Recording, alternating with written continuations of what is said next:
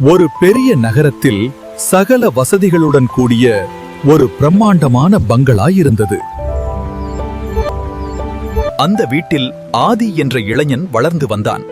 செல்வாக்கான குடும்பம் என்பதால் அவனுக்கு கஷ்டமே தெரியாது. அந்த வீட்டில் வேலை செய்தவள் அமுதா.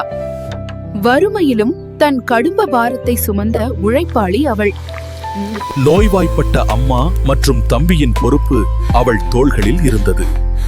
அவளது உழைப்பே அக்குடும்பத்தின் ஆதாரம். ஒருமுறை ஆதியின் தந்தை தவறவிட்ட விலையுயர்ந்த வைர மோதிரத்தை அமுதா கண்டெடுத்தாள்.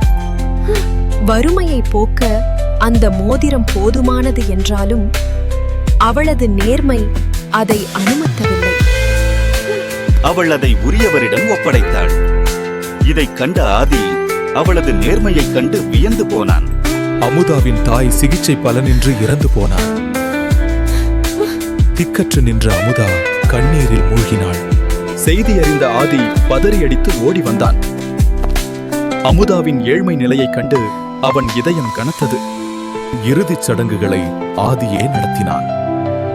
அமுதாவை இனி தனிமையில் விடக்கூடாது என்று அவன் முடிவெடுத்தான். என் மனைவியாக, இந்த வீட்டின் மகாலட்சுமியாக நீ வர வேண்டும்.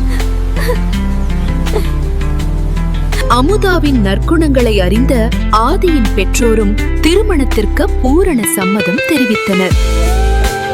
ஒரு பணியாளராக வந்த அமுதா இன்று அந்த வீட்டின் மருமகளாக, ஆதியின் மனைவியாக மாறினாள். இருவரும் இணைந்து பல ஏழைகளுக்கு உதவி செய்து ஒரு முன்மாதிரியான தம்பதியாக மகிழ்ச்சியுடன் வாழ்ந்தனர். மற்றும் நீதி, வறுமையில் நீங்கள் காட்டும் நேர்மைதான் உங்களை ஒரு நாள் உயர்த்தும் பௌரி. Please subscribe